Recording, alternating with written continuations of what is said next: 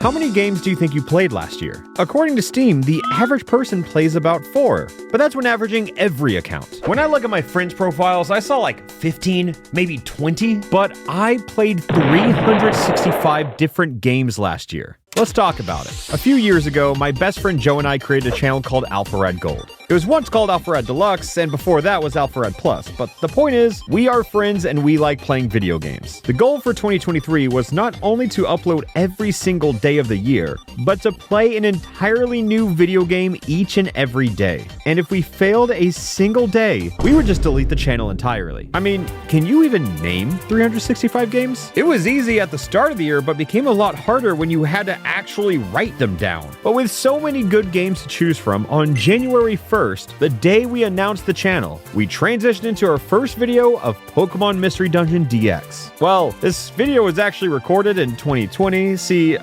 we played the demo to completion, and then people kept asking us for episode 2, but the game wasn't out. So we just kept uploading the exact same episode until people grew tired of the bit, which felt like a great way to start off the year. We were scared of playing too many good games right at the start, so we tried some more interesting ones instead. You remember that era of licensed games that looked like this from the early 2000s? Oh, well, we did, and broke out Fairly Odd Parents Breakin' Duh Rules. The game was fine, nostalgic, but didn't really compare to Jimmy Neutron Boy Genius. And I can only describe this one as technically a video game. A couple days in, and we're already digging the bottom of the barrel. I mean, I try to think of games I played as a kid, and that brought us to Disney Extreme Skate Adventure, also known as the game that introduced me to ska. All I really know about this is that you travel through mashed up Disney worlds, creating an infinite supply of characters and asking, who the hell is this kid? And since the golden year abruptly cut off Alpharad Deluxe, which was just a normal Let's Play channel, we still had a surprisingly large backlog of content. And there's no rule against uploading it now, right? So we pulled some episodes out of the vault, like episode 5 of Pokemon Let's Go, episode 7 of Battle for Bikini Bottom. And we even had videos over Mario Party Advance and Persona 5 Royal that were recorded, 3 years ago. Yeah, we just forgot about them. Oh, we also played Pokemon Scarlet, but that barely counts because we accidentally put the game in Chinese and didn't know how to turn it off. As you can tell, most of these videos were recorded before the year started in preparation of 365 unique uploads. So when my professional poker player dad visited for Christmas in 2022, we just watched him take people's money and then watched him attempt to play Super Smash Bros. Ultimate until he won a single game against an online opponent. His Samus sure did press buttons on the controller, and after 45 long minutes and a suicidal Ganondorf, the video ended and we moved on to the other 354 games. Yeah, we're just getting started. We are really open to anything this year, but especially in January. Like Big Brain Academy, which is just competitive brain teasers. You were both presented with puzzles and had to prove which of the two was more smarter. We also played some classics like Webkins, and our account was hacked near immediately after posting this video, but we even got to bring it back to the greatest ripoff of all time, The Simpsons Hit and Run. This is a game I have never finished, but logged so many hours as a kid driving around Springfield because my parents never bought me Grand Theft Auto. Oh, we never even played Grand Theft Auto. How do we forget about Grand Theft Auto? Since ruining games became fun, we tried Mario Kart 8 Deluxe, but with the absolute worst modifiers imaginable. We even found a lot of new games for this channel, like FPS Chess, which is exactly what it sounds like. Chess, but every interaction turned into a 1v1 with each piece representing different classes. So yeah, nothing is stopping you from rushing your queen into the direct line of danger if you believe you never lose a 1v1. And to my surprise, this was one of our best performing videos of the entire year. Also, there's another game called Chess Showdown that does a very similar thing, but as a fighting game. And I unfortunately learned about this game on December 31st, so I'm just gonna stick to games we actually played. Oh, thank God, we can play entire series this year because Mario Party gave us tons of content. We started off the year with the very first Mario Party where we brought our editor on in hard DK, then got trapped on one of the best designed maps imaginable. Great. Then Mario Party 2 was a significant upgrade, and this episode featured Jaden Animations. Weird that it had more views than the first one, you know? I'm not gonna tell you to go watch all 365 videos from last year, but this one was definitely worth watching because I have never seen anyone get as royally unlucky and screwed over as Joe did in this episode. He says, oh, too bad. Oh no, you What? He's not done with you, man. He's like, give me one break, God. More one break. Oh, yeah, go ahead, bro. Go ahead. I'm back. Oh, it's all he had. He needs it. He needs it. He had. At least things turned around by Mario Party 3 when we played with our friend CJ. Throughout this whole episode, though, we just kept asking our editor to fill the screen with utter nonsense, and he sure did. It was pretty kind of Nintendo to put the first 3 Mario Parties on the Switch just to make it easier for us, but when we eventually came to Mario Party 4, yeah, we just, no, we just emulated it. The same thing continued through Mario Party 5, Mario Party 6, and Mario Party 7, but each video contained their own little story. Like, how did our June video turn into us fighting for Pride Month against Wario, who was actively trying to take it away? We kind of forgot to record Mario Party 8, 9, and 10, but we did knock out Superstars. This video had a gimmick of Joe and I teaming up to beat 2 random fans in our lobby, and you'd think it'd be easy since they don't know the rules, but somehow we still managed to lose. Unlucky bonus. Who's red? Is that Rosa? Oh my god, that might be Rosa. Fuck, dude! No! No way! We fucking lost to people who didn't even know they were teaming? We tried to do a similar thing in the significantly inferior Super Mario Party, but Lady Luck was simply not on our side. Look, I love Mario Party, okay? It's one of my favorite series on this earth, since it's full of gambling, degeneracy, politics, and blatant manipulation. So on the topic of fun and good things, let's talk about some good games that I did not know how to properly categorize. Yeah, we really did it all. Even Jackbox. Like all 1, 2, 3, 4, 5, 6, 7, 8, 9, 10 of them. We talked about American tragedies, phallic imagery, Among Us, and of course, Come. Pretty much everything you'd expect it to be. But on the topic of good games, can we talk about Pikmin 4? Out of every release in 2023, this was probably my game of the year. We got to capture our blind reactions on Gold, but I went on 100% the game for fun and even beat the game a second time with as few Pikmin as possible. Pikmin 4 is everything I personally want in a Pikmin game. We also ended up playing Pikmin 1 since the whole series is phenomenal, and I know I said Pikmin 4 is the best game that came out in 2023, but if you're asking what the best game I played this year was...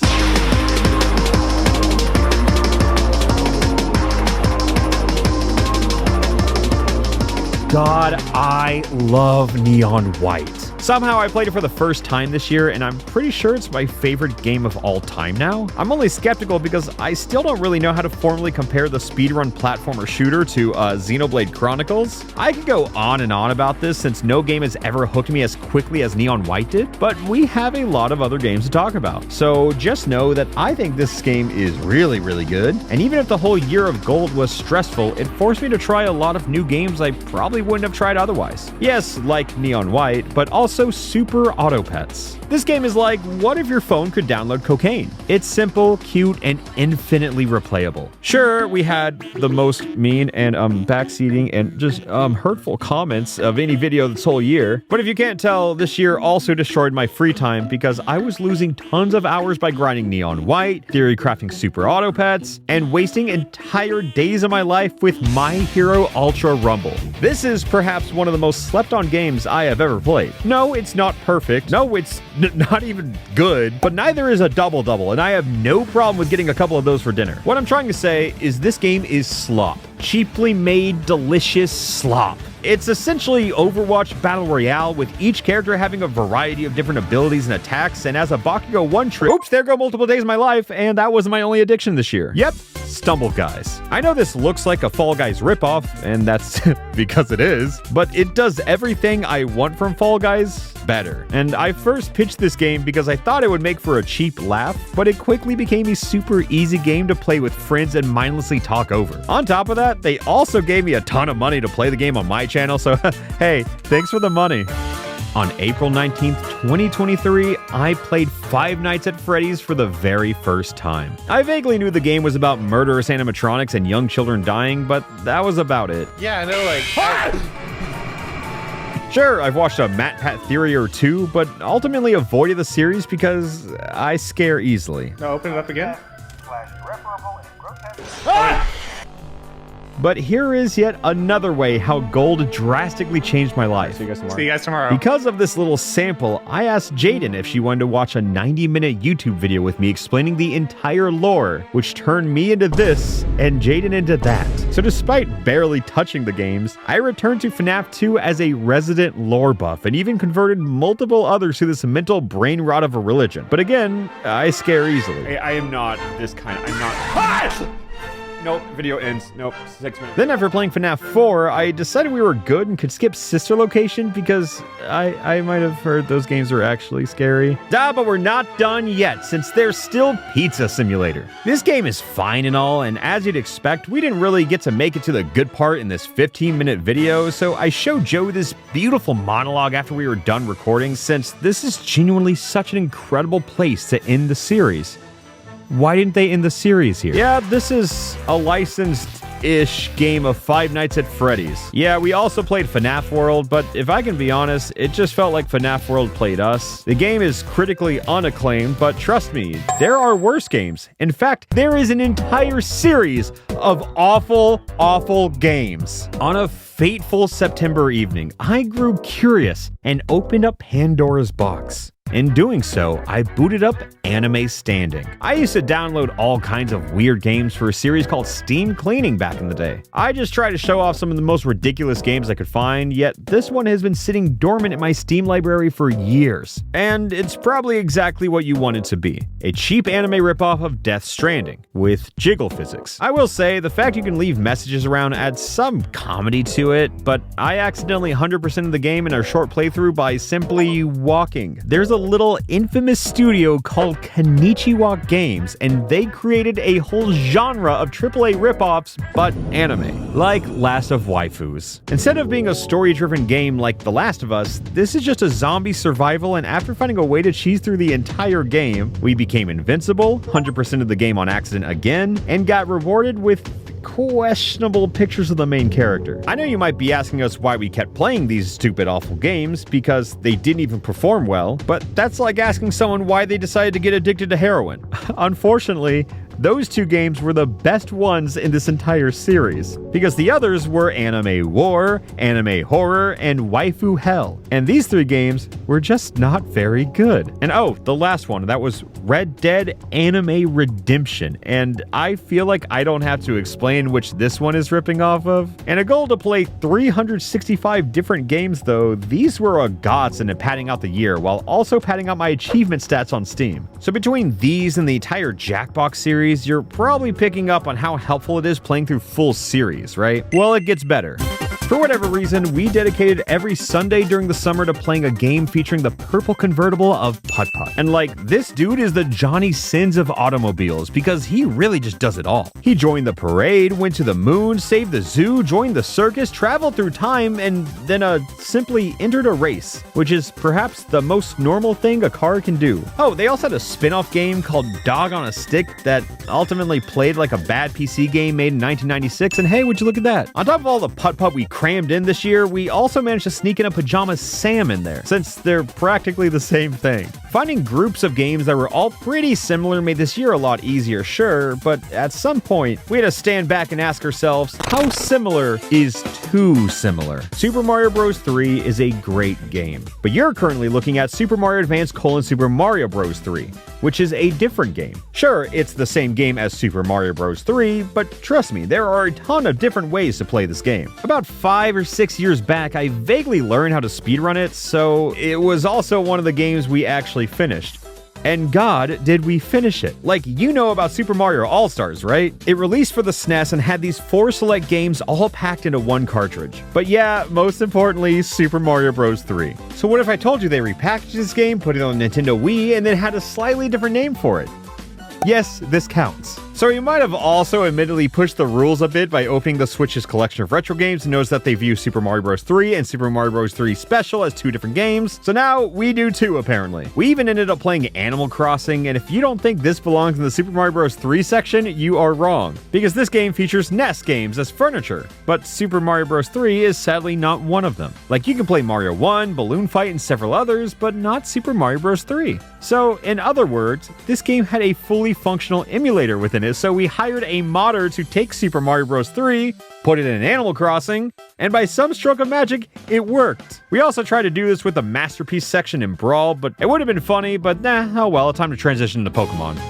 I know I mentioned our illiterate Pokemon Scarlet playthrough earlier, but we also made a video over Pokemon Violet, since, yeah, these are 2 different games. I mean, if we played Mario 3 6 different times, why can't we do this? So I also thought it would be fun to have Joe attempt his first blind Nuzlocke in Pokemon Black, and when he inevitably lost, I'd let him try again in Pokemon White, just to lose again. In hopes of finding a more relaxing Pokemon game, we also tried out Puzzle League, and to my complete surprise, we managed to beat the entire story mode, which doesn't really happen much on this channel. Again, the Nintendo Switch Online emulator was a godsend throughout this entire year since it helped group multiple games and even gave us Pokemon Snap. Sure, they went on to make a beautiful sequel, but we don't talk about this game because...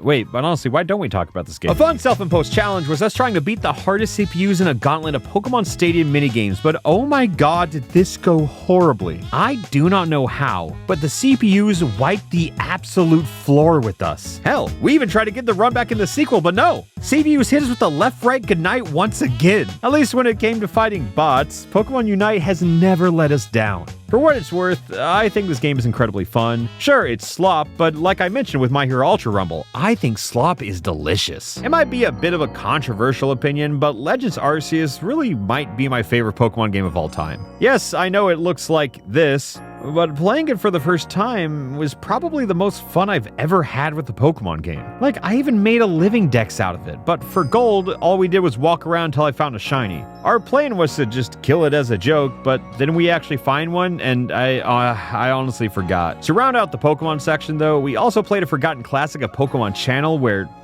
nothing happens, Pokemon Coliseum where everything happens, and then Pokemon Go where we watch Snorlax get run over by a car. Besides that, there's a lot I can say about this game as I've gone through several cycles and phases of being obsessed and just not playing it ever. Because currently, I am free.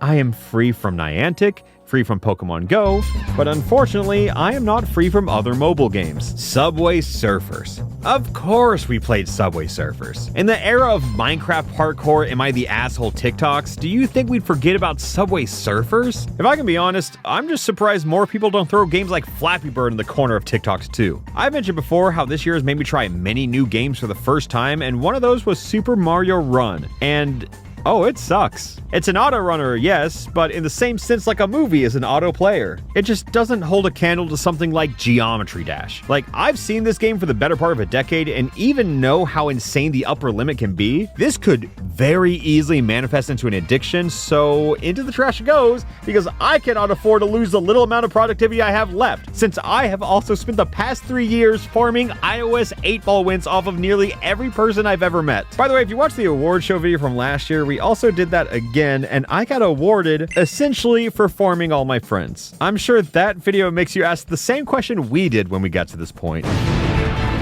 What counts as a game? I'll be honest, there were multiple times this year when we were running late on uploads and needed something quick. So naturally, we would just play games like Wordle and post a video of us playing that day's Wordle.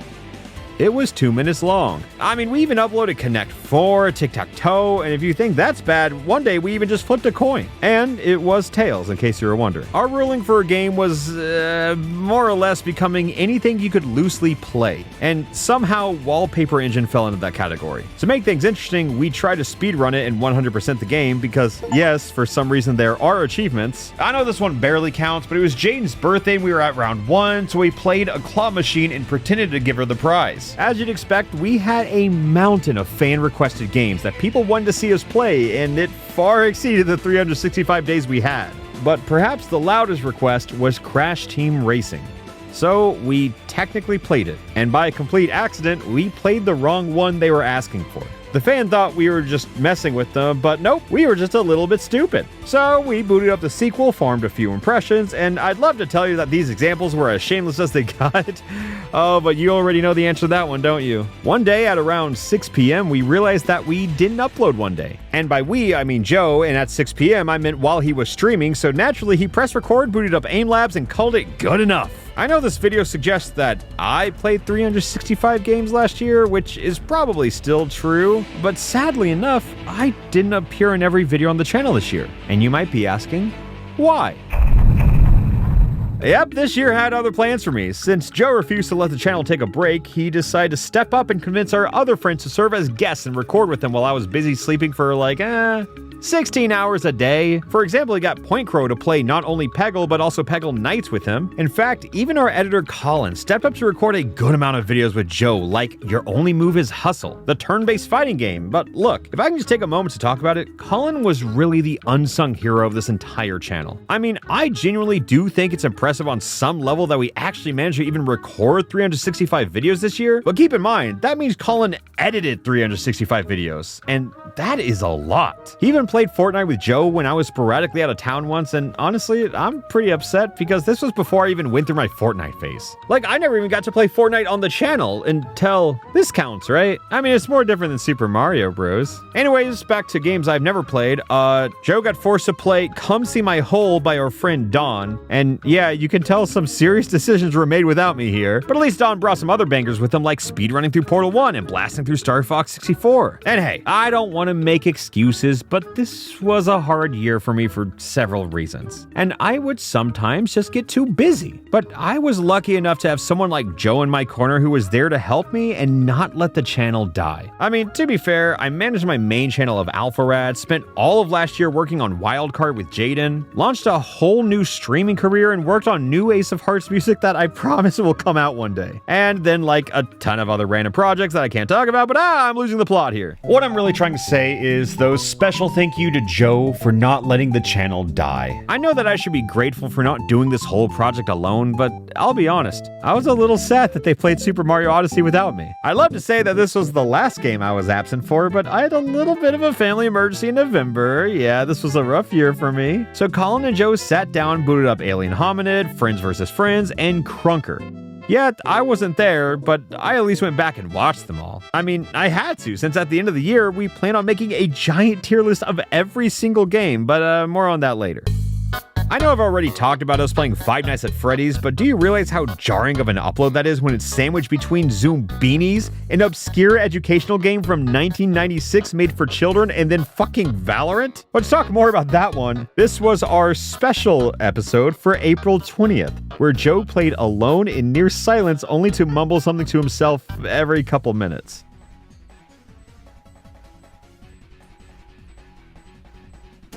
Dude. Oh, fucking bullshit.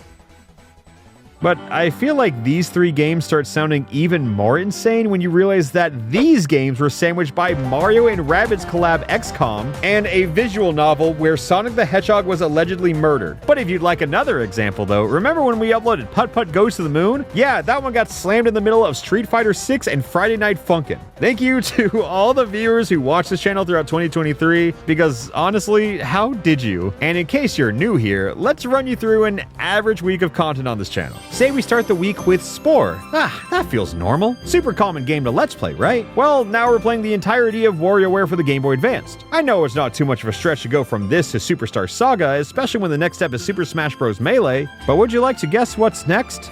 Undertale. It's Undertale. Like one of the best games ever made, sure, but we played a 3-person online session until Toriel died.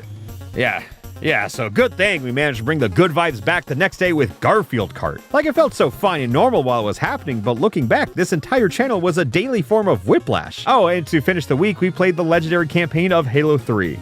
So yeah, that's about what any given week of content looked like over there. Either that or a week's worth of different ways to play Mario 3, but hey, can we go back to Melee? I never really get to talk about my love for this game enough, but oh, what a phenomenal spectator sport. Even though I am hot ass at this game, Melee is the pinnacle of esports for me. And now that I'm saying it out loud, it's pretty crazy that out of 365 games, we didn't play League of Legends a single time. Good for us. But yeah, not only do I love Melee, but I love platform fighters as a whole.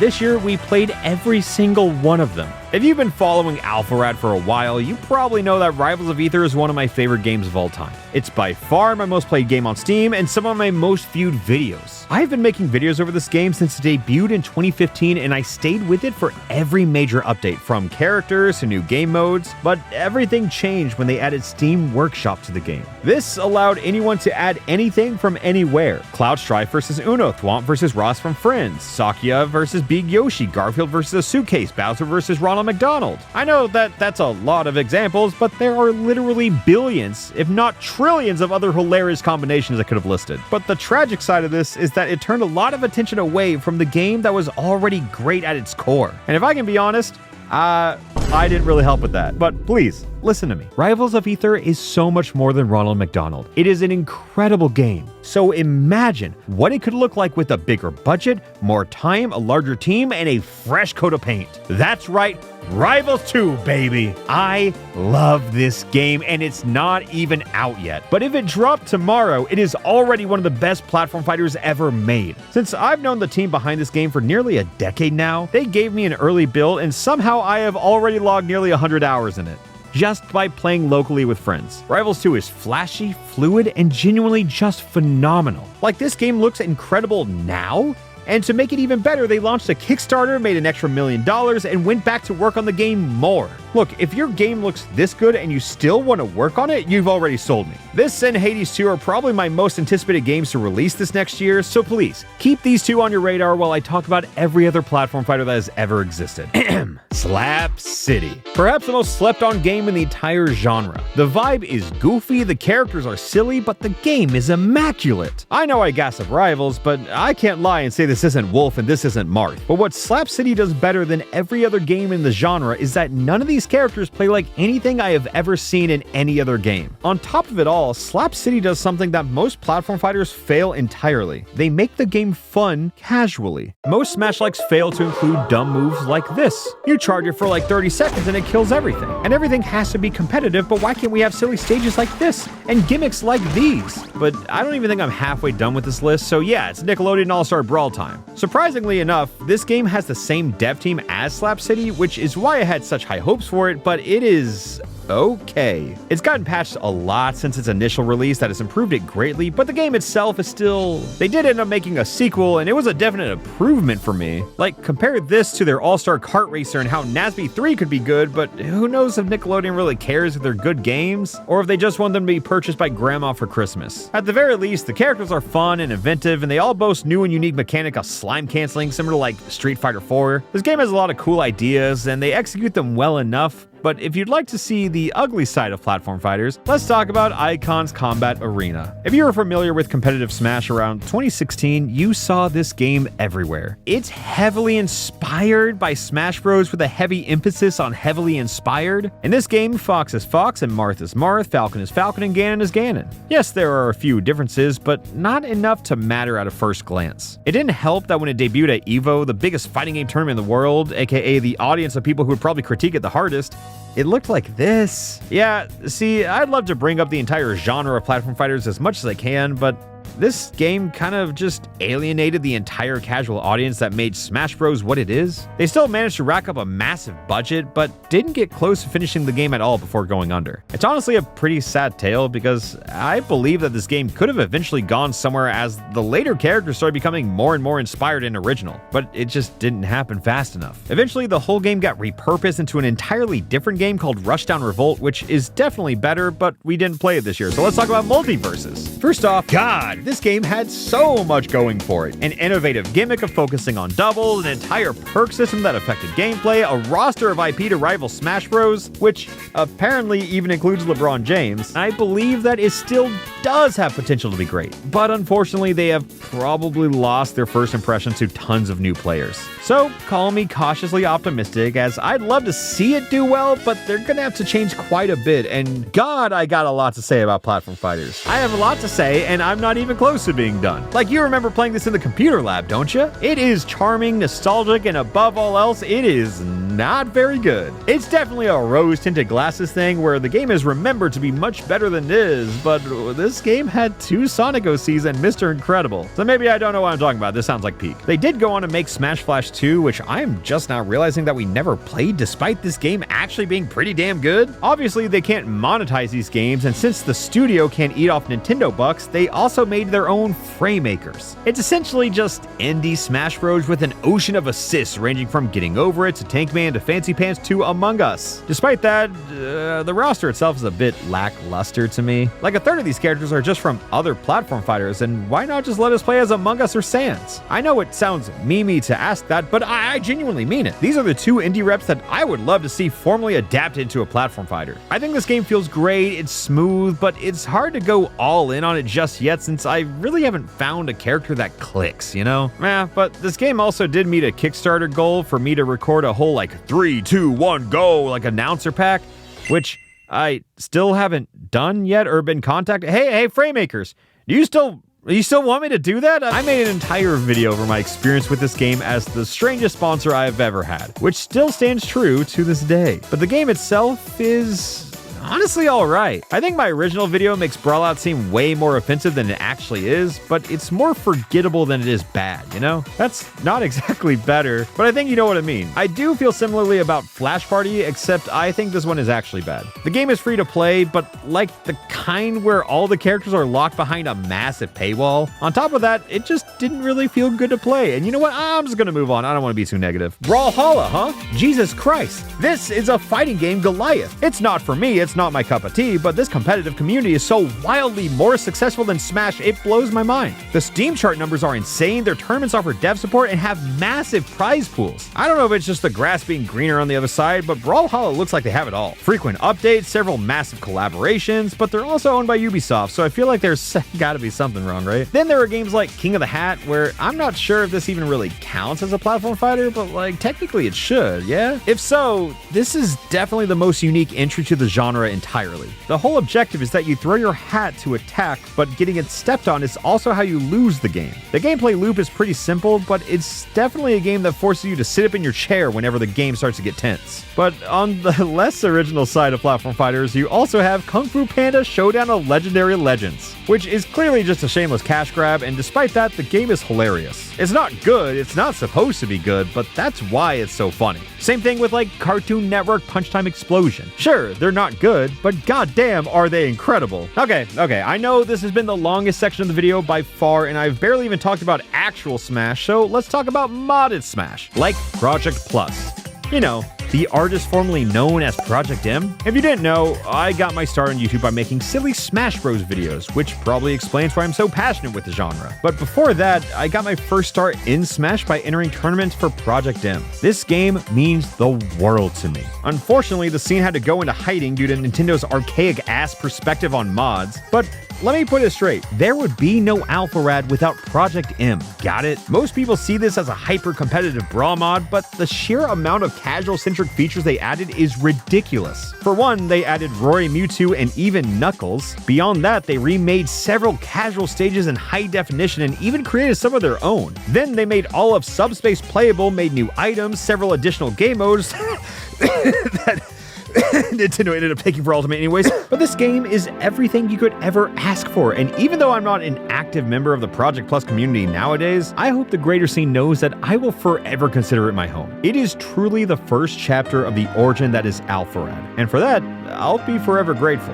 So now that that's out of the way, let's talk about Smash Remix. Now imagine Smash 64, but more of it. Everything I just described about Project Plus added to Brawl is exactly what Smash Remix is doing for 64. They've added an overwhelming amount of characters from Smash who then get reimagined in this older style, but also added some entirely new characters to the series and even an April Fool's joke with Mad Piano that went too far. I find this mod so incredibly charming, and just when I think they're done adding characters, boom, Banjo-Kazooie, boom, Dragon Fighter, boom, this guy. So if this section showed you anything, it's that I can definitely talk about platform fighters. So now let's try to talk about games I have absolutely no idea how to talk about. One of my favorite releases from this last year was definitely Omega Strikers. It's League of Legends Air Hockey, a simple 3v3 game, but all of your characters get insane abilities. First off, the character design was incredible, the music was flawless, and the marketing was ingenious. They poured tons of resources into creating a competitive campaign by waging the fan bases voices of multiple creators against each other. This whole section was supposed to be dedicated to games I couldn't easily transition into, but now I don't know how to transition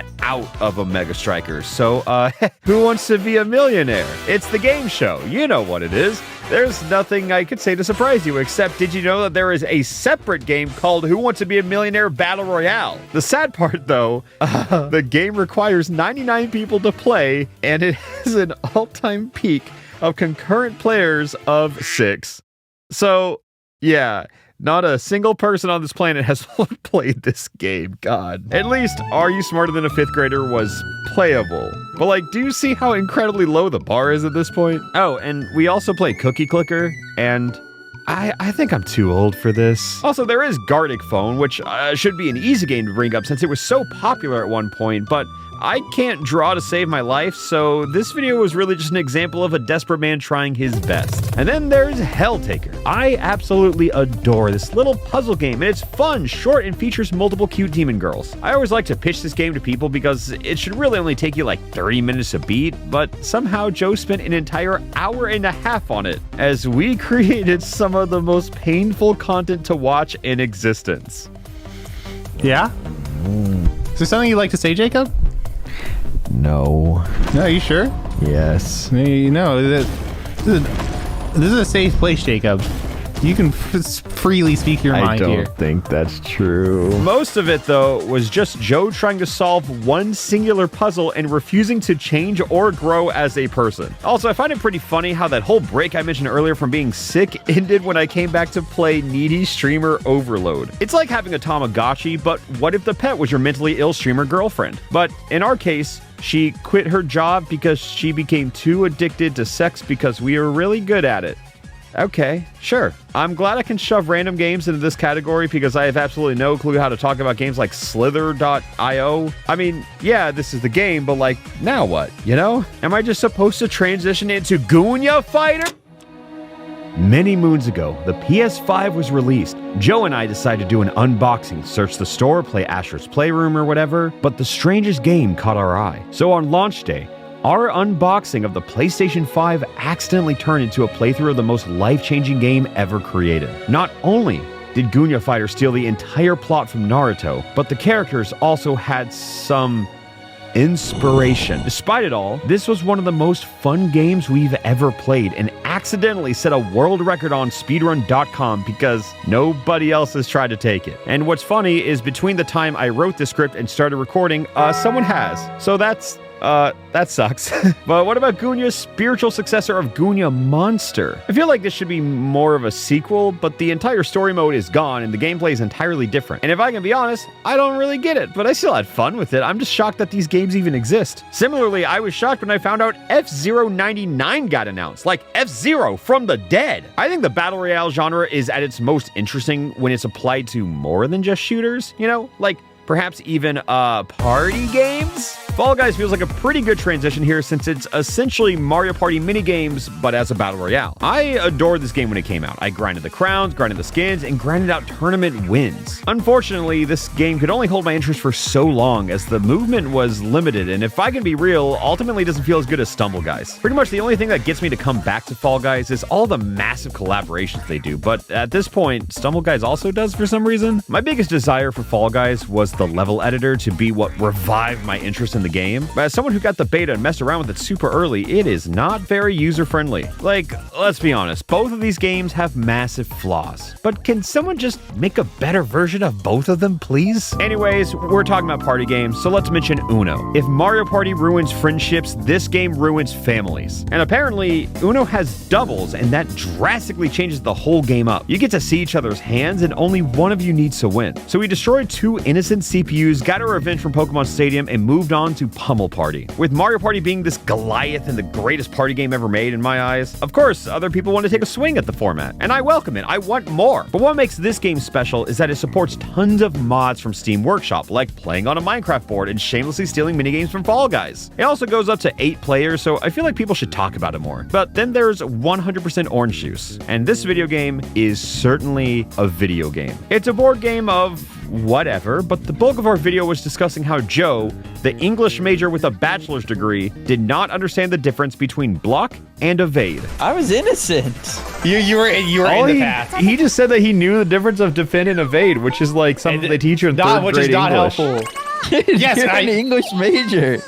Yes, I'm an English education major. Thank you. Actually, the big difference. But Yeah, he doesn't have to actually know the fucking words. But what if you have to educate people on the words? Shouldn't you know them? Yes, and that's why I'm like, man, these words aren't doing the definition of the words. You really do not think there is a definition difference between defend and evade? I never said that. I never said that. Well, Where did that's I what say it just that? sounded like you implied.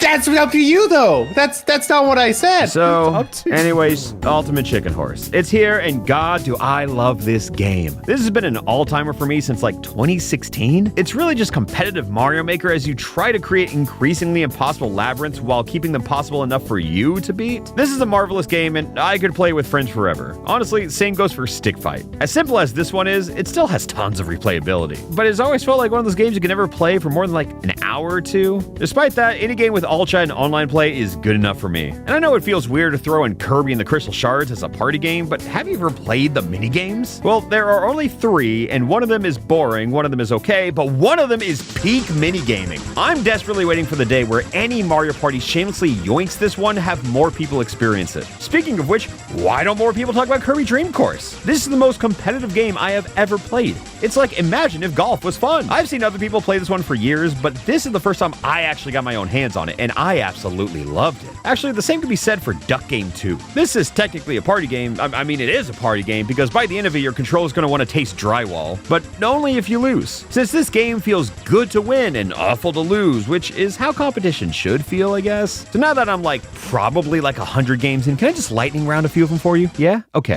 Screen Sheet, a fun shooter where everyone is invisible and you have to locate your opponent through screen sheeting. Super fun idea. Worms WMD, you've probably played some version of Worms before or even Territory War in middle school on addictinggames.com, but all these games are pretty much the same. Overcooked is also a good spiritual successor to Mario Party in the sense that it's a perfect way to lose all your friends as well as any faith in their competency as functioning human beings. Oh, then there's Golf with Friends and Golf It, which are pretty much the exact same game minus a few bells and whistles. However, it would feel a little disingenuous to skip over Rocket League so fast, but what can I say that hasn't been said already? This game kicks ass. It's soccer with cars, and now Lightning McQueen is there too. Kirby Air Ride definitely counts, and this whole game is some nostalgia overload as I remember turning City Trial into a GTA roleplay server with my neighbors when I was younger. So, sequel? When? Well, at least I got WarioWare Move It, which counts as a sequel to the hit Smooth Moves, but I never really felt like this game stuck the landing. At least not as strong as Get It Together did. This one, I love it. Phenomenal. 10 out of 10. This game was a bold leap in the franchise as it switched up everything the series was known for by creating playable characters, which, of course, forces me to make a tier list for this game because that's the only way I know how to articulate my opinions nowadays. Another game wrongfully forgotten of the sands of time is Speedrunners. I played this one a decent bit, but it still doesn't feel like it was ever enough. It's a bit of an older game, as you can tell with the multitude of YouTuber cameos, which I've always found to be,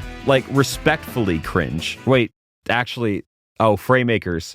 I've changed my mind about the announcer pack. Actually, no, I think it might be cringe. I take it back. We also played The Game of Life 2, based on the hit board game, The Game of Life. This sounds simple, but it was probably one of my favorite videos we recorded this year. The funniest part to me was how badly we struggled simply spinning the wheel to start our turn. It got better as the video went on, but that doesn't make the start any less embarrassing. Castle Crashers is another one that pulls heavy on nostalgia for me, as it was probably my most played game as a kid next to Brawl. The same studio also went on to make Battle Block Theater, which is an incredibly good one, but it never scratched the itch quite like Castle Crashers did for me. Then there's Kirby and the Amazing Mirror, which is absolutely not a party game, but it is now. They recently added it to the Nintendo Switch Online, which is probably the best way conceived to ever play multiplayer Game Boy games because nobody has time to mess with a link cable. It's really just a Kirby game, but there's 4 of them, and they all get to explore the world at their own pace and call for backup if they need it. So maybe I'll play that one day on this channel, because that sounds fun. Anyways, as different different as it looks, Pico Park is actually very similar to Human Fall Flat to me. They're both co-op puzzle games that require a lot of communication, but we played this one with random fans, and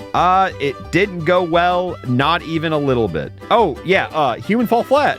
This is one of those games that I also really like, but I don't know why. Like, I can't articulate it into words. Perhaps it's just funny to me to watch ragdolls suffer. And that whole gimmick really did become popular for a little bit, because I feel like Gang Beasts was one of the first games to really popularize it. Then, of course, there was Party Animals, which felt like one of the biggest launches I've ever seen. A real industry plane of a game, because like every streamer in the world was playing it and suddenly it disappeared. I just don't know what happened. Like, I didn't think Lethal Company initially had the staying power, but thanks to an abundance of mods and a beyond active dev, this game has a chance to be hung in the rafters. For what it's worth, I just love the genre of turning anybody into a voice actor. Simply adding proximity chat goes so far for comedy, which is a huge reason why streamers tend to gravitate towards those games, or even just mod it in themselves, much like what happened with Among Us. If this was an award show, though, I would definitely nominate Among Us for Biggest Bag Fumbled. Yes, I know it was during the pandemic, but this game was everywhere. And instead of making tons of merch, they made a blanket and some graphic tees. I mean, sure, I have the blanket, but now imagine they just let me make my own customizable Among Us plush instead of having to resort to cheap third-party ones. As much as I love this game, it just makes me sad that there's not more of it. Because like, I stream this game every week still on twitch.tv/Alpharad, Mungie Monday. You know it, you love it, it's consistent, I love the game. It's great, but I just look at what the competition of Goose Goose Duck has, who are doing the exact same thing, but naturally adding in all the features people have had to mod into Among Us. It has proximity chat, custom roles, tons of skins, and a variety of game modes. I wouldn't say I prefer it over Among Us because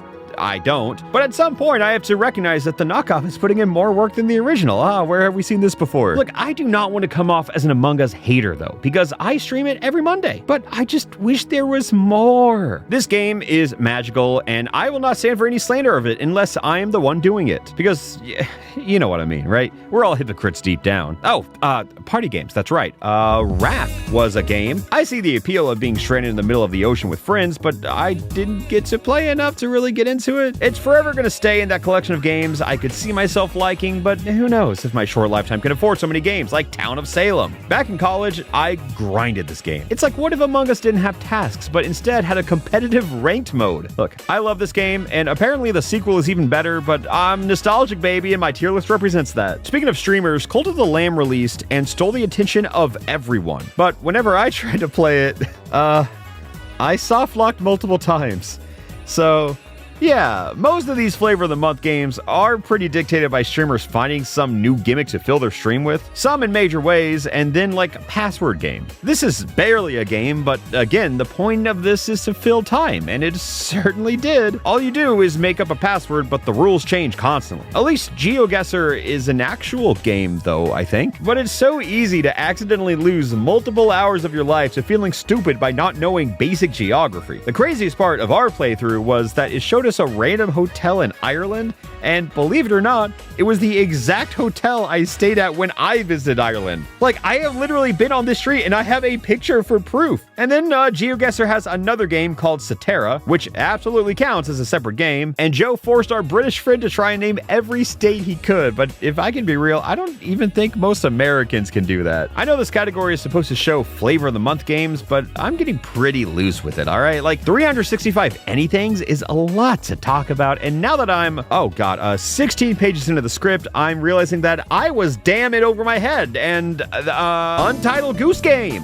Not much to say about it. You know what it is, you watch someone else play it, and there's also Trombone Champ, but I feel like it only survived like a couple weeks. Anyways, silly little rhythm game. 5 stars. Also, I wouldn't say Stardew Valley came and went, especially with the new update, but after writing a massive outline categorizing every single game, yeah, this script has been hell, and I don't know where to put it. Anyways, good game, not for me, blah, blah, blah. Spy Party! I learned about this game similarly to most people I'd like to assume, but my playthrough with Joe boiled down to choosing one of 2 twins, and the other one had to make a choice, and I won roughly 50% of the time. So if I can make a subsection in this existing subsection, hi Matt Pat, and wrote this this crit before you retired, so congrats on making it out. Anyways, Baldi's Basics. This is a game I watched a MatPat video over probably multiple years ago and somehow never really picked up that it was a horror game until the day I played it, which conveniently brings us to Doki Doki Literature Club, a fun enough game with a scarily realistic portrayal of young girls with crippling trauma. Yippee! I already mentioned all of FNAF, but maybe MatPat did a Henry Stickmin video, so can I shove it in here? I mean, I saw this game everywhere back when Flash games ruled the internet and we played it until reaching an ending, which puts this game in a very short list of games we've technically finished this year. Okay, no, I think that's it for the MatPat category. Wait, no,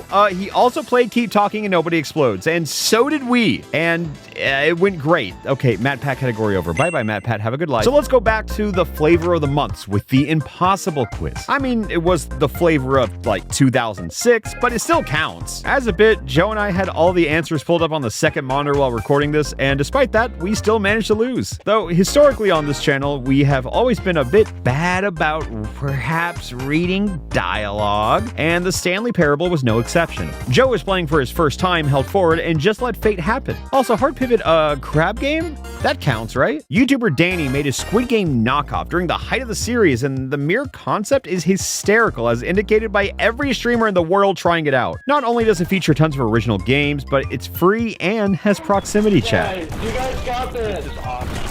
So Joe, we're just not gonna go at all, right? Yeah, no, Okay. What's fun about this channel is that sometimes Joe and I play games we like, and sometimes it's games that are new to all of us, but then sometimes Joe just convinces me to play Battle Bit Remastered. I'd love to tell you that I picked it up quickly, but I really just struggled to get in a game for 5 minutes and then ran around for another 6, and then the video ended. Yep, that is about the standard of quality you should be expecting here. The Button is an easy game to play, easy to clickbait, and easy to get extremely philosophic in. Some about love, some about self-image, and a hypothetical free 10 million yearly dollars, but all the minorities get deported. What the fuck? House Flipper is a pretty quintessential streamer game given how hard Germa brought this to the mainstream and suddenly everyone I knew was playing it. It's pretty crazy how things work, right? Like, I even remember seeing Ludwig play a barely known game called Suika Game, and suddenly everyone in the world was merging fruits. I know I've said every streamer a lot, but when this game was at the peak, it was every streamer. Like, even my mom was grinding Suika Game. Everyone was losing hours of their lives to one of the simplest games ever created, which is exactly why this game is as phenomenal as it is, because it can appeal to nearly everybody in some way, shape, or form. And with great games come great ripoffs.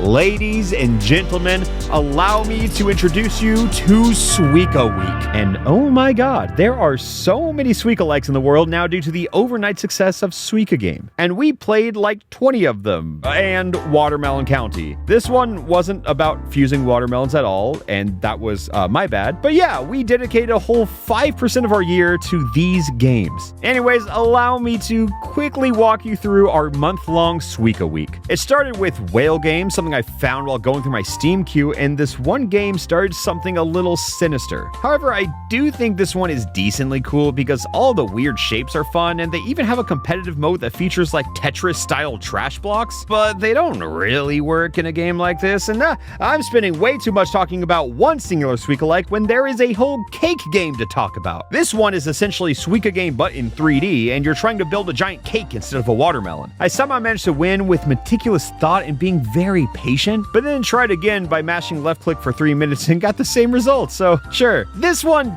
deviated from the original Suika formula quite a bit, but even when you lean into it like the Pico 8D Mega Suika, it can still be fun. This one felt like a YouTube challenge video, like Suika Game, but the fruits never stop moving because the fruits never stop moving! I don't know if it was intentional or not, but this game is by far the funniest of all the Suika-likes because the fruits never stop moving. Every drop, every play, every fruit puts you an inch away from death, which sure is terrifying, but God, was it probably my favorite of all Suika Week contenders. Because then there's the blatantly generic Suika ripoffs. Sweet Cats.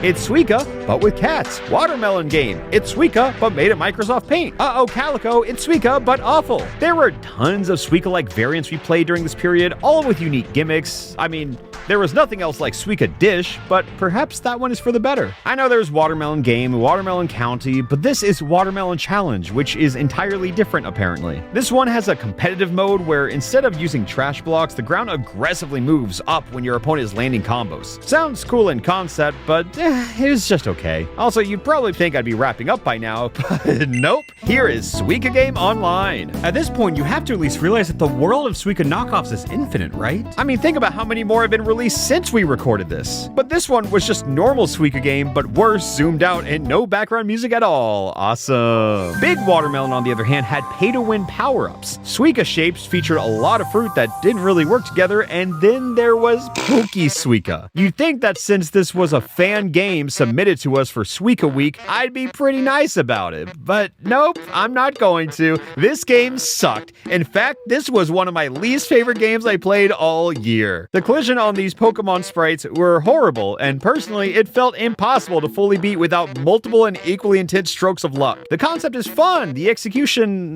though, is not. But out of all the ones we played, my favorite Suika-likes are definitely the ones with fun shapes, which could have easily been this one, but it was just so awfully put together. It doesn't even hold a candle to something like Toho Suika. It's literally the exact same concept as Pokemon, but it just works. You fuse anime girls until you eventually get Suika. Like her, that's the name of that girl. So it's kind of like full circle, and also Hokkaido Game. This is another more normal Suika-like, but the whole gimmick is that the fruits are Japanese territories, which inherently cranks up the weird shape feature to 11, since what the hell is this? Fruit Salad was another one of those Suika-likes that play a lot like Suika, but out of every game we played this week, Fruit Salad was probably my favorite behind the Pico 8 D-Make. Because, well, this one is better, and this one is just funnier. Fruit Salad takes what made Suika good and added tons of new modes, mechanics, and ultimately just made the games last a lot longer, which is not really a good nor bad thing, I guess, just kind of like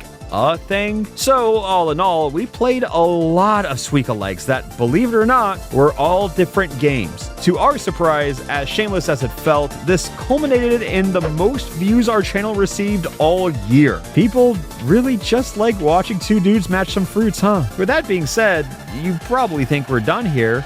You might think it's over. Suika Rad Gold.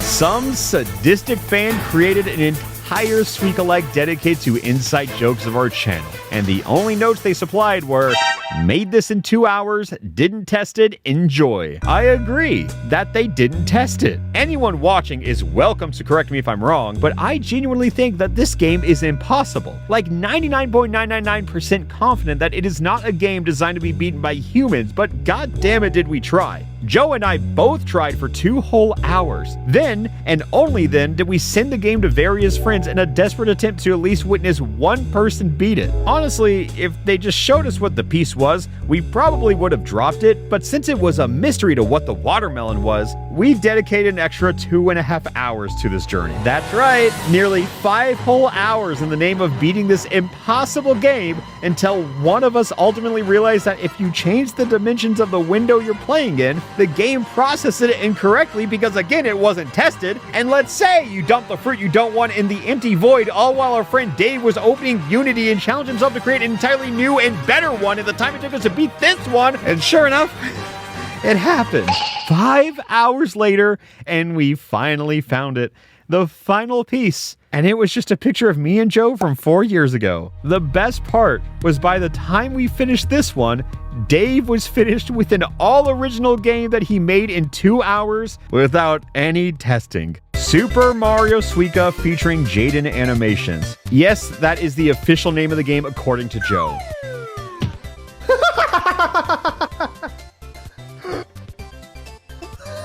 Okay. I like to reward creative thinking.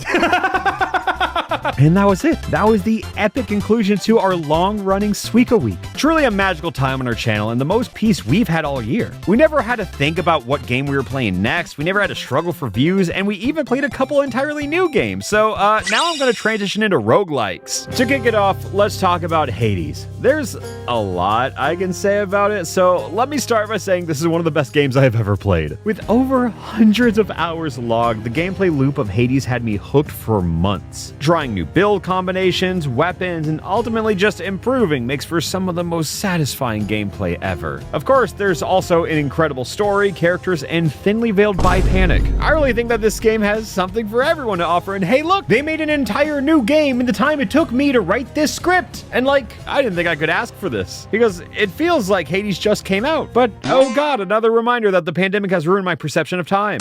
Emerald Rogue may be another Pokemon ROM hack to you, but it is far from being just another ROM hack to me. I've made a couple videos over it on my channel, and god, this is incredible. I've logged tons of runs on and off camera because it's just another example of a game that can be oh so addicting. There's more I could say, sure, but just go watch these videos if you want, or just play it yourself, because now I'm gonna walk through some of the roguelike staples, like Enter the Gungeon. As I've loosely mentioned, I have a very addictive personality and love roguelikes, but this is one I've never really gotten into. It never really clicked for me. I believe that it's good because tons of my friends deeply adore it, but if I can be real, it kind of scares me. It's like I subconsciously avoid these super addicting games because I know what happens to me. I have no self-control. I act entirely off impulse, and if I start something, god, I'm gonna finish it. And I guess the same goes for Slay the Spire. Like, I get it, game's great, but dear god, I can't keep doing this. Like, as much as I love Rivals, they also made Dungeons of Ether, and I tried it, but my time is so limited. Like, earlier this year, I lost a whole month of my life to the Persona remake and Final Fantasy remakes, and it's like, why'd they have to come out in the same month? And why did it happen twice?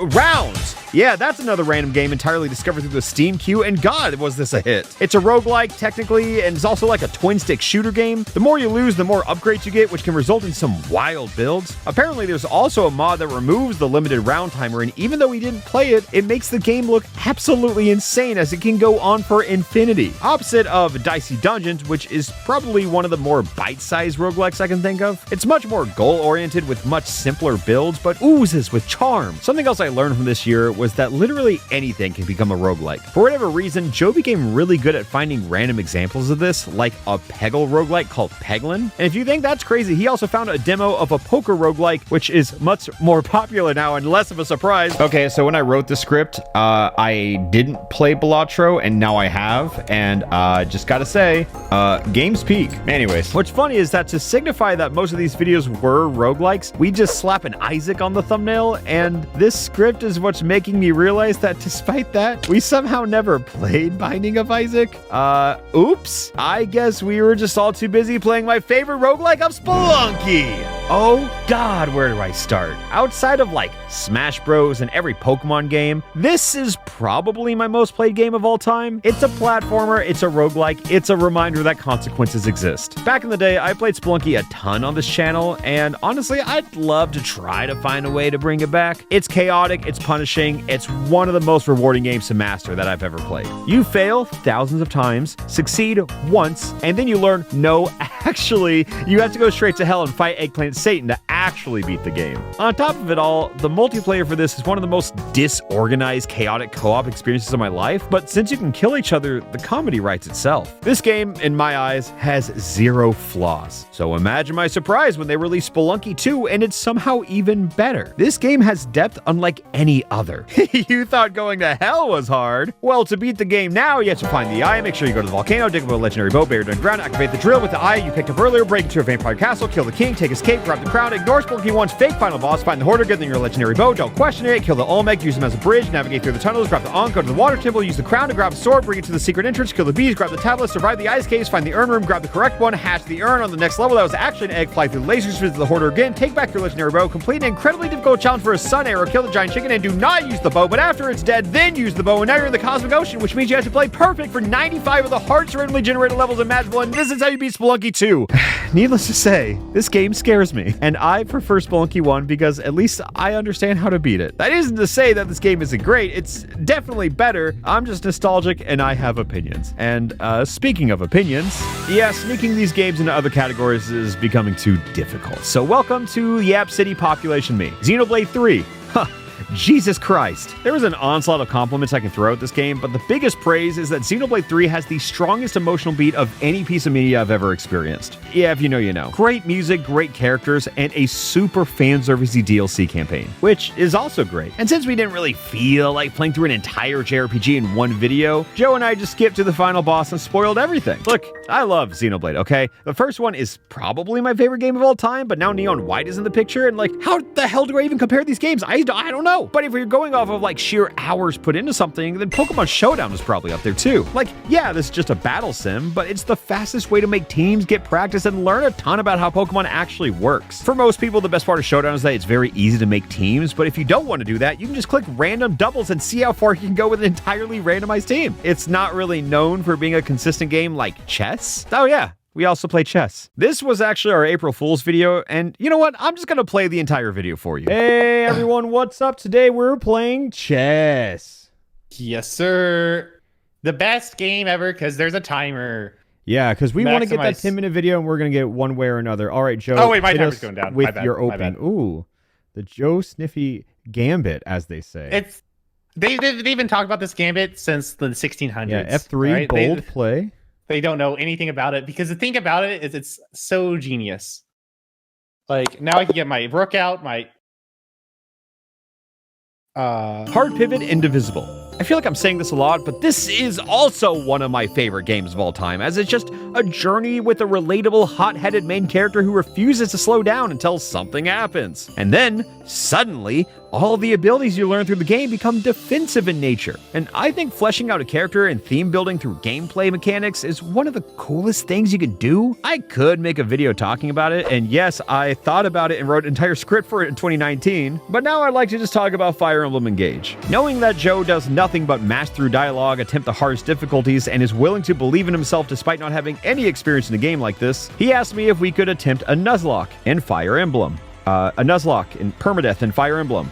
Also known as just playing Fire Emblem. Personally, I love this game, as the story sucks, but the gameplay is phenomenal, and god, do I love bringing back every fan-servicey character imaginable. Great game, but an even better one is Puyo Puyo Tetris. Back when I used to travel all the time, this one game on my Switch made a 6-hour flight go by in a matter of minutes. Because ever since I was a kid, I've always loved Tetris, and convinced Joe to play the sequel because I told him Sonic the Hedgehog is a playable character in it somehow. And then we played Tetris Effect that, for some reason, has like a raid boss side mode co-op adventure for you and 2 other friends. It's sick, but like, huh? But before I played Tetris on planes, I was a huge 2048 fan. Yes, I was a corner spammer, but it got the job done. Somehow Joe never knew about this strategy or even this game, so I tried to show him, and oh god, am I rusty because somehow I failed miserably. Back when I first created Alpharad in 2014, I confidently said that Paper Mario the Thousand Year Door was my favorite game of all time. I mean, I found a few other games I like more nowadays, but this game is forever going to stay in my top 10, as it means a lot. Another fun fact is that my first endeavors of streaming also involved this game, and then when I wanted to play it again, Joe and I made this channel, and the first video we ever posted on it together was a playthrough of this exact game, until we ended up soft locking on accident multiple times. But what I'm saying is that I love the Thousand Year Door, and if you've touched this game, or I've even talked to someone who's touched this game, I don't need to explain to you why the game is great, but I would like to show you how excited I got when they announced the remake. So what's this gonna be? Thousand Year Door! Oh my god! I streamed the entire game live on Twitch, and I edited a video of it, but it's also 4.5 hours long, so I don't know if people want to watch that long of a video. I feel like I've been uploading a lot of long videos lately, but like if you do, maybe just let me know. Twitch.tv/Alpharad, by the way, which is how I record every other video on this channel. I feel like I don't need to remind you, but I am probably live now. Who knows? Anyways, Thousand Year Door left a huge impact on the channel, sure, but so did Hat in Time. In the earliest days of Alpharad Plus, Joe and I set out to beat the game through co-op, somehow skipped to the end in the middle of the game, and I even turned that journey into a main channel video as well. Beautiful game, chaotic multiplayer, and with several patches and mods later, it became even more chaotic. But despite my love for all of these few games I've mentioned, let's talk about Joe's absolute favorite game of all time, Celeste. A genuine masterpiece and the best 2D platformer ever created in my eyes. The plot of this game isn't even close to being required to enjoy the unparalleled speed, but god does the panic attack hit. Another one of my early stream games was Portal 2. Not only is the single player phenomenal, but the co-op is hilarious because I've never seen a game that lets you both feel stupid for letting your partner die, while also giving you some of the best abilities to let your partner die. Anyways, Hatsune Miku. But more importantly, Hatsune Miku Project Diva Mega Mix. The rhythm game is cool, sure, whatever, but here's a reminder that I saw Miku live when I went to Japan, and again in California for Miku Expo. Look, I just like Hatsune Miku a normal amount, and pray for the day we see her do a concert in Fortnite. Oh hey, look, a transition. Jump Force. God, what a game. If you've never seen my video on it, please give that one a chance, because it might be my favorite video I've ever made. It's up there at least. The game is bad, but in all the right ways, which resulted in one of the most compelling pieces of fan fiction the gods have ever attempted to craft. We only scratched the surface of it in this video, but Jesus Christ, was it a journey still. Last but certainly not least, in my favorite games category, I want to talk about Sonic Adventure 2 Battle. Something else that would happen on this channel a lot is that I would record a video on Gold and it would then inspire a video on my main channel. This happened a fair amount of times, and after we created a new speedrun category called Kill Shadow %, I talked about how it would be fun to try to 100% the game, and one day, sure enough, I did. I've always loved Sonic Adventure 2, but replaying it showed me that it was so much more than nostalgia. Sure, it can get repetitive, sure, it has its flaws, but despite being held with scotch tape and glue, I have never found a more fun game in my life. As a kid, I loved Sonic, and as an adult, I still love Sonic, but as an adult, oh my god, we played a lot of Sonic this year. Sonic Superstars came out during this year, and boy, was it a game of all time. I think it's fun enough, and sometimes that's all you need a game to be. My personal playthrough of it was sponsored by Sega, and to this day, I am shocked that they let me show off as many glitches as they did. Bring it home! Bring it home! We overdid it! I'm in the sky! Oh, bitch! Where'd you go? Fall! What is happening? What is going on?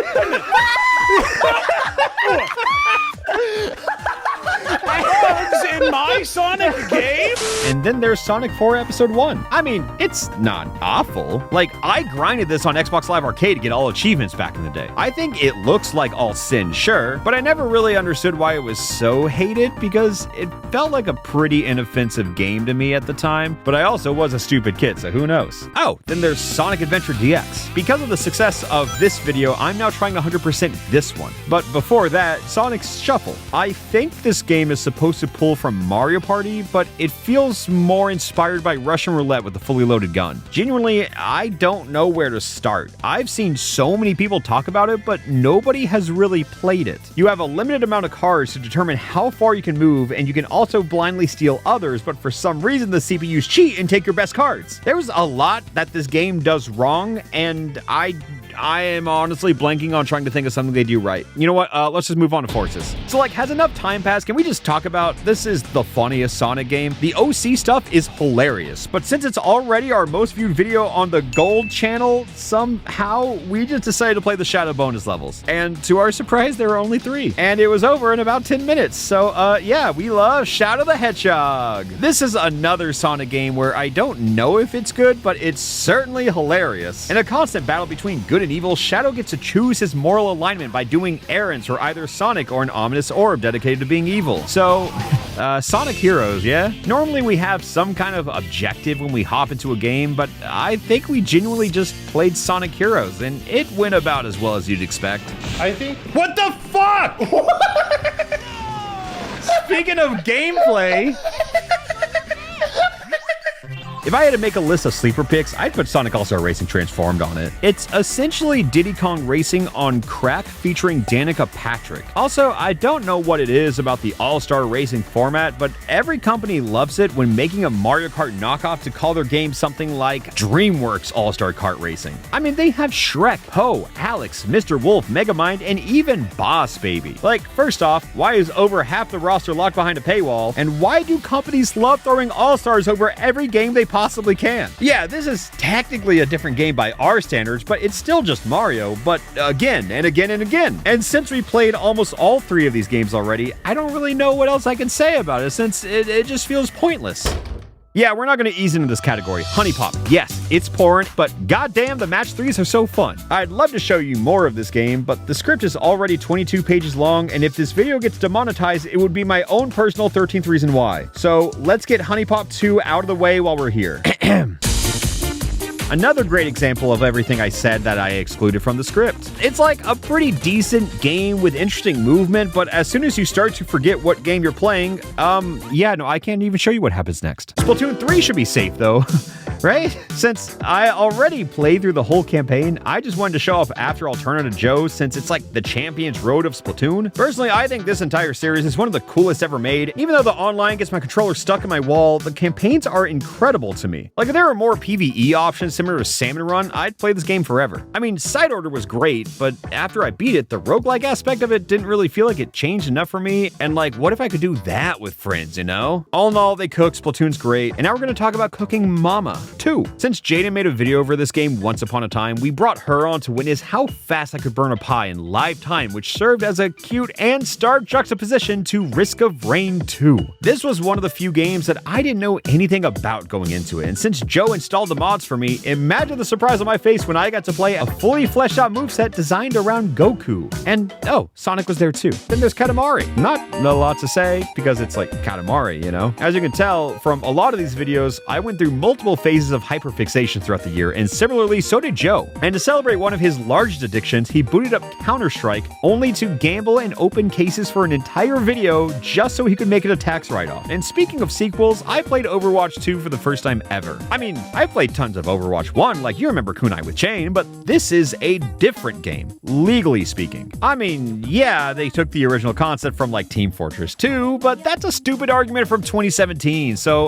let's do it again.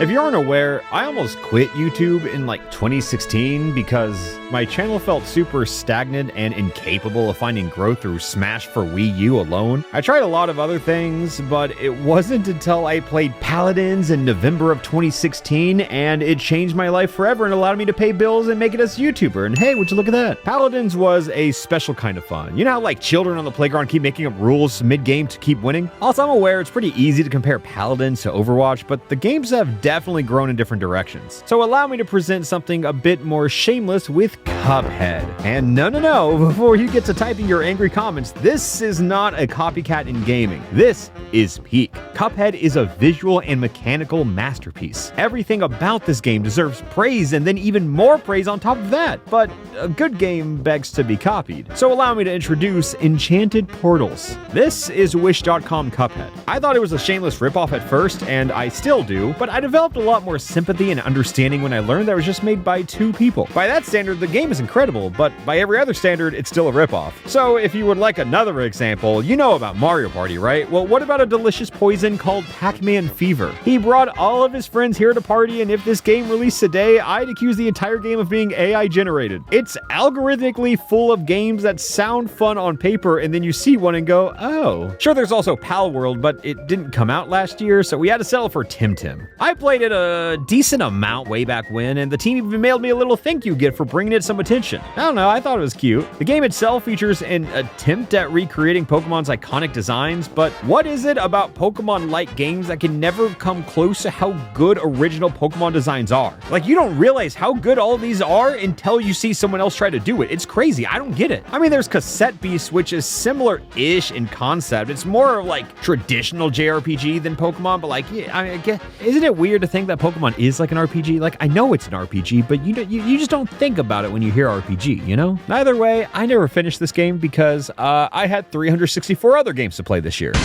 You know why we're here. We're content creators, so we have to play the games that frustrate us the most. We could have started with QWOP, but since we didn't know how to stretch that out into 10 full minutes, we're gonna start with getting over it. Personally, I am not a fan of rage games. Like, I get the appeal, they're hard to play, harder to master, but the comedic value of some of these games is just not fun for me. Look, I like the super wahoo type of games, and not even Pogo Stuck could break that. I don't know, maybe I'm a hater, maybe I'm boring, or maybe I just have opinions that differ than other people, who knows. But the shtick of these games just doesn't really land for me. However, for whatever reason, Jump King is the lone exception. I don't know if it's just because the platforming feels easier, more accessible compared to like tasks getting over it. You just walk, jump, and fall. The game is pretty simple, and I think I like that. I mean, I don't hate the entire genre of rage games. I mean, I think because I like Super Bunny Man. Maybe it's just because it's co-op multiplayer, so struggling alongside Joe and suddenly having someone else to blame made it a bit more enjoyable. But then when I played Brit and Fred, I hated it. Depending on another person to this degree is simply not healthy. Also, coordinating time jumps with minor delay in a Discord voice call made it just unfun. I can imagine enjoying it a bit more in like a couch co-op setting, but as it stands, I'm just not the biggest fan. I don't want this category to be entirely negative though, so let me toss in Tricky Towers. It's not really your typical rage game, but it's like a competitive rage game from an inbred Tetris. And as a certified Tetris liker, this game clicked really fast. See, I can be positive-ish, like with Default Dan, which I watched a Game Grumps playthrough on this when I was like 17, and for some reason, it stuck with me. This is a rage game, but in like a different way than all those others. This is Mario, but his name is Dan. And everything that you think does something actually does the opposite something of what you think. Despite being as opinionated as I am towards the genre, none of these games even come close to comparing to the sheer unbridled rage I experienced while playing Mario Pinball Land. Fun fact, this game was designed by Satan himself on an off day. It follows the entire gameplay flow as something like Mario 64, but everything is tied down to the mechanics of pinball. I don't really know how to explain it, so let me just show you. I love that it's like the Mario 64, not Mario 64, it sounds like the Mario Kart 64 Bowser. No, but the, okay. Mario Pinball Land.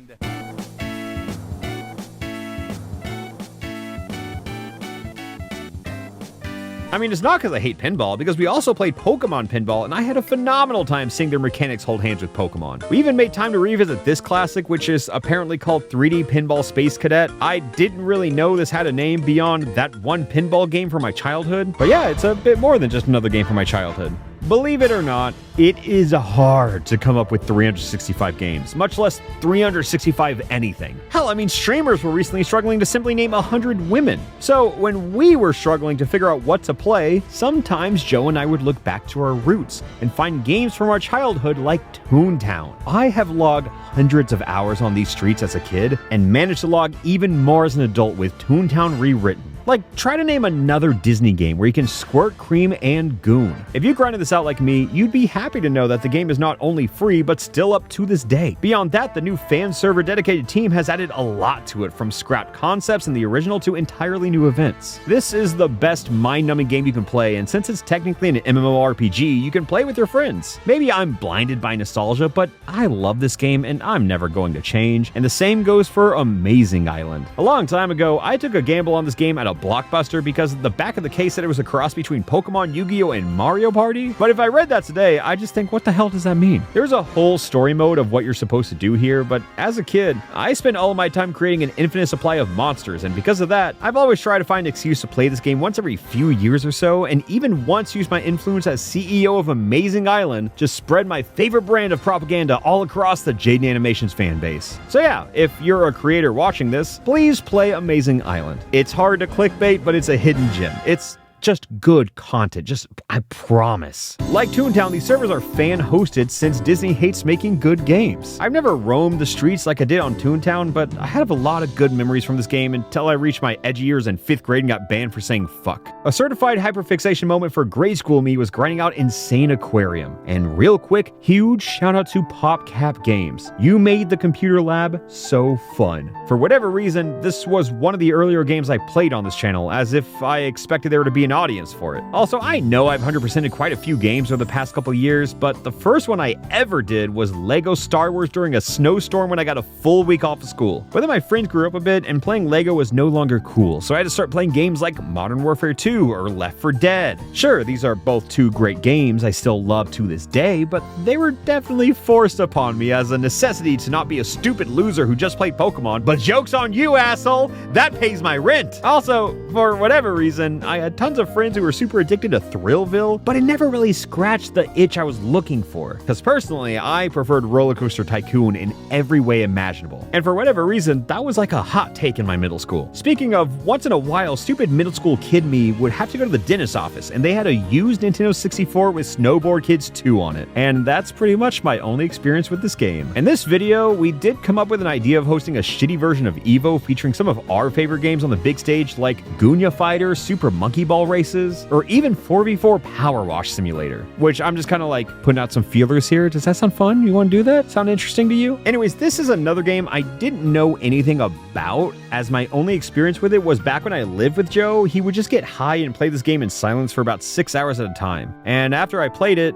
yeah, no, it made sense. Also, if we can go back to it, I didn't really get to talk about that Monkey Ball thing, right? Because to this day, it is such an incredible game. And then they made Super Monkey Ball Adventure, which to this day is still such a game. It takes a similar approach to the originals, but that fused with RPG elements. Oh, and it's an open world. And yeah, I don't get it either. Anyways, if Amazing Island was the best blockbuster purchase my grandfather ever made, in second place was absolutely Billy Hatcher and the Giant Egg. Similarly, I snuck in a video and played the entire game on my channel a while back, and to my surprise, it did pretty well. I don't know what it is, but God, do I love this game. I even made an AMV for it once because I was bored and had unauthorized access to editing software. Oh, also Sonic's in the game. So let me just tell you about another unfortunate blockbuster story. Once upon a time, I rented Paper Mario 64. I took the game home, but then Bowser broke through the glass and it scared me so much I cried. We didn't even play the original version on gold, but it felt like I needed to come clean. Whatever, Joe found this mod that brought the Pit of 100 Trials from Thousand Year Door and essentially turned Paper Mario into a roguelike. It's cool, it's fun, but most importantly,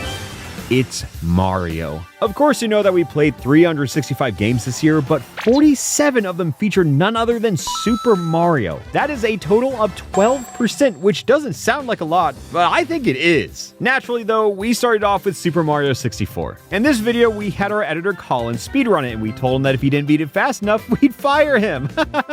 Luckily, he did it perfectly in time, because we still had 358 other videos to edit at the time, like Super Mario 3D World. I love this game, but I kind of just like every other Mario game. I mean, sure, there's New Soup and New Soup Wii, but we really just played poker in one and complained about the other since it didn't have the soul that Super Mario Wonder did. I know this is a giant Mario game, but I feel like people don't talk about it enough because they truly did everything right in this.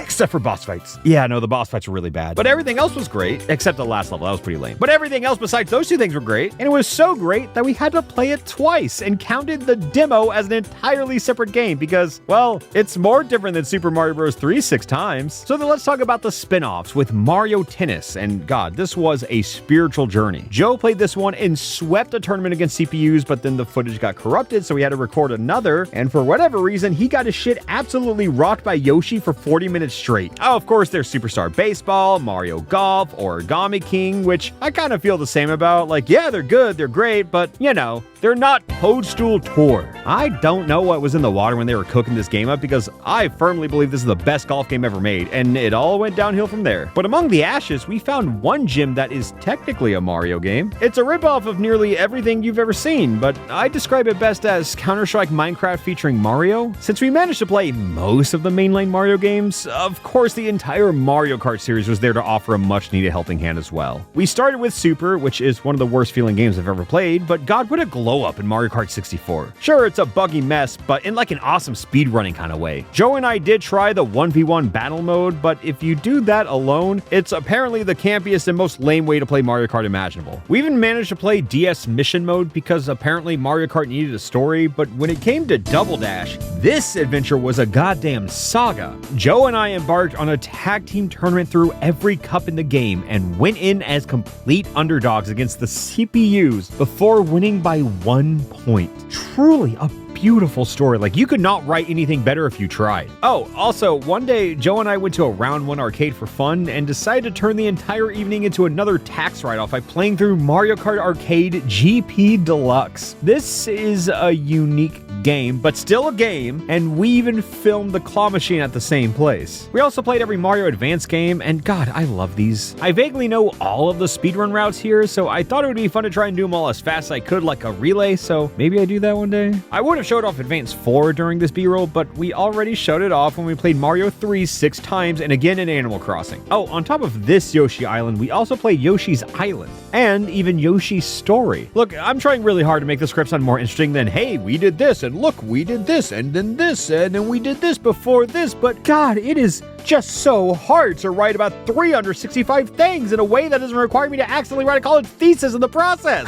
Anyways, we played Wario Land 3, and then we played Captain Toad, and then we even played Luigi's Mansion. Jokes aside, the other games were exactly what you'd expect, but we accidentally downloaded a Japanese version of Luigi's Mansion, and the basic tutorial became one of the hardest escape rooms I've ever encountered. And that one takes us into our final Mario game on the list, and my personal favorite, Super Mario Maker 2. As someone who has spent hundreds and hundreds of hours dedicated to simply making levels, sometimes you forget you can just play them too. Not to mention all of the sheer excitement from the journey through Mario Maker 1's Team 0%. These games build such incredible communities, from children who can make trains to adults who can create art. Mario Maker is such an incredible mark in history that I think will be the origin story for several major game developers in like 20 years. But the most special part of it for me was that it made me feel like I got to make a game of my own, not once but twice with Super Worlds. And yes, I promise I will eventually make a third. But hey, creating games is hard, you know? Like Game Dev Tycoon. Oh, wait, I know I was supposed to transition into Game Dev Tycoon. It's like a choose-your-own-adventure book, but you get to come up with funny names for your games. And then there's Dreams, which is like the crack baby of Game Dev Tycoon because you actually make these games. Yes, they can be original, but it's probably closer to Naruto, to Sonic, to Mario, to FNAF, to anything your heart desires. I cannot find the proper words to truly describe how incredible of an experience Dreams is. Like, it's really just something you gotta experience for yourself, since it's kind of like Roblox, but everything in Dreams plays like it was made in a psych ward. Oh, yeah, but Roblox though. I've told the story before, but my first taste of online fame, way before I was Alpharad, was at the age of 12 in Roblox under the name Pivot Warrior II. It was fun while it lasted, but all good things come to an end, and by that I mean my account was hacked and I still don't have access to it to this day. Look, if there is anyone here who's watching and has connections to Roblox, please, I will do absolutely anything to recover this account, because on the day it was hacked, I feel like I lost a part of me that I have still never recovered from to this day. But on a less sentimental note, Colin, Joe, and I played Outlaster, which plays out like Roblox Survivor. So you can imagine how strong it is to have 3 people in a voice call who can sway the votes. But throughout the whole game, we were beefing with a group of dumb, stupid children who somehow outnumbered us. Then, after we posted the video, one of the dumb, stupid children DM'd us and told us that they were actually the same age as us and also thought they were bullying children for fun. So let this be a reminder that despite how hilarious this is, stranger danger, you never know who you're talking to online and all that, and I've lost track of the plot here. Yeah, no, I need a new category. I don't know how to describe most of these games, because if I show you something like Who's Your Daddy, you either definitely know what I'm talking about or you definitely don't. Joe and I somehow got matched up against the top daddy on the leaderboards, and us as 2 babies try to kill ourselves in a best of 5 set, and I gotta say, this match was heated. It was close. Then we played a few games that weren't really games, like Beast Battle Sim, in order to solve the question of one of every Pokemon versus a billion lions. Then opened the floodgates to any game that appeared on my Steam queue, like Crab Champion or the impossibly mid SpongeBob SquarePants Cosmic Shake. Then there was Skatebird, and it was absolutely the best bird-themed skateboard game we played all year. But then it was time to really open the door and start asking the question, what is a game? I mean, I already mentioned the fan-made games earlier, so sure, something like Game & Watch Gallery 3 absolutely counts, but any one of these on their own would have felt a little anticlimactic. I mean, yeah, I say that, but we did play Suika Game 30 times for Christ's sake. We tried Dream Swing off the promise of a friend that said it would be, and I quote, the Neon White Killer, but not only is it nothing like Neon White, the game isn't even finished. Same goes for Billy Busta. I saw a TikTok showing it off, checked it out, but it was just a demo. Not that there's anything wrong with that, like, a game is a game as far as we're concerned, and the musical theater themed Boss Rush is definitely a pairing of words up my alley. But like, would you count Rank Guess as a game? I mean, it's more than flipping a coin, but is it? Super Seducer 2 is another poor excuse for the title of a video game, but the only reason I really wanted to show it off was, for whatever reason, they canonically kill Alpharad in this universe, and I will never fully understand why. Alpharad, friend without benefits. Like those guys do. It's called the mini mint. Uh-huh. And then we all go to a YouTube convention, and then he fucking bombs it. Then there's Grimace's birthday. McDonald's made their very own game to promote the Grimace Shake, and it feels so fitting that this game left us with an abundance of corrupted footage and technical difficulties. Long story short, don't trust Grimace or their desperate anime campaign.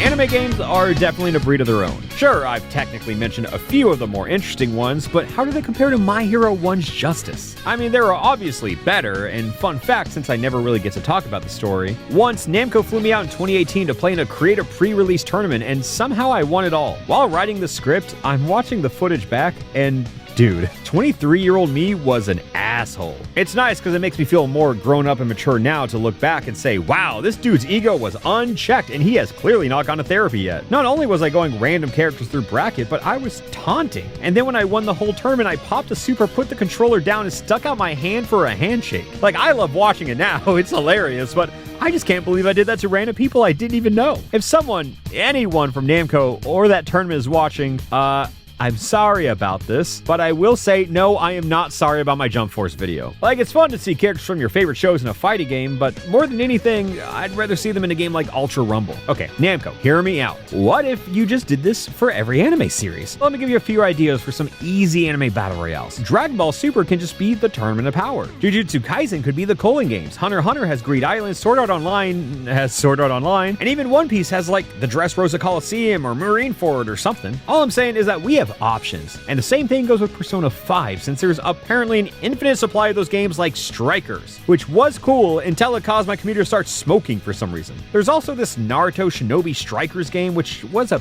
bit different, as Joe and I got to create our own Naruto OCs and then found someone who actually played the game to carry us. All in all, a fun experience. And then there's Avatar Quest for Balance. This could fit in with Jump Force and Balan as a game we played, so you don't have to, but God did the game play us instead. It's like a watered-down recap of the show, but instead of showing you the most important plot details, it just tells you that they happened. I mean, Pirate Warriors 4 is at least a bit better since you mash buttons and they make a plot up and they tell you to deal with it. Outside of that, can we all agree that Dragon Ball FighterZ is one of the best anime games ever made? Not only is it visually phenomenal, but it's easy to pick up, fun to play with friends, and has the funniest netcode in history. On the loose topic of fighting games though, there's Strive. I never really played too much Guilty Gear, as most of my experience with the series is just gushing over the character designs from a distance, and after playing the game for roughly 30 minutes, yeah, I think that's where I'm gonna stay. And even though Lethal League isn't really a fighting game, you could probably make the argument for it. It's like dodgeball, but you can die. Unlike most fighting games, there's not really any neutral in it, and then there's Dive Kick, which is a 2-button fighting game with exclusively neutral. I know this was supposed to be an anime category, and I'm talking about fighting games, and okay. Bloons Tower Defense Battle 2. Sure,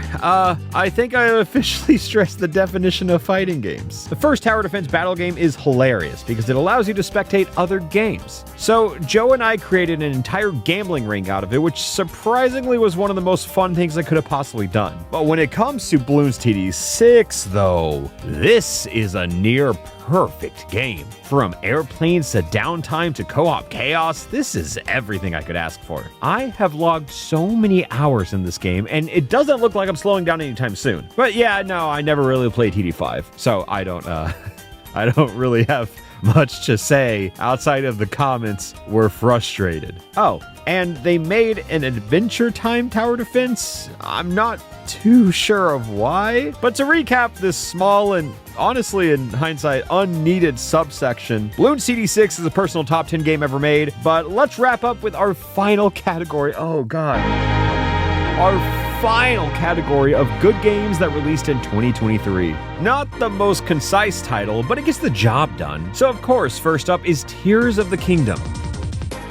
And next up is Pizza Tower. Despite the sheer quantity of games I tried and did not finish this year, this one is at the top of the list. Ignore the fact it looks like Crayola vomit, because honestly I think it adds to the charm. Pizza Tower is fast, wacky, and takes the formula of old Wario games and turns it up to 11. Then one of the last games we played at all this year was Spider-Man 2. This was recorded right off the Game Awards, where Spider-Man 2 was nominated for several awards and didn't end up winning any of them. So the whole video is dedicated to not so subtle extensively critiquing things like the sound design, the direction, finding loose connections to compare it to the Game of the Year winner Baldur's Gate 3. Okay, imagine this.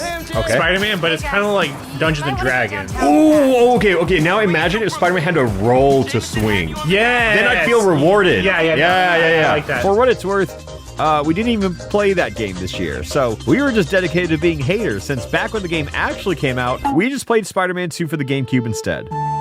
And that's it. 365 days of playing games documented forever online. After it was all said and done, on January 1st, we finally finished the Pokemon Mystery Dungeon save we started multiple years ago and began a brief hiatus. Wow. Double digits, huh? Double digits. And it finally comes to an end. Oh, thank God. Oh. Actually, keep it on that screen. Okay. I wanted a match. Of course, this turned out to be a little longer than expected, but we're back with a whole new fresh coat of paint. Alpharad Plus became Deluxe, which became Gold. So you might be asking, what comes next?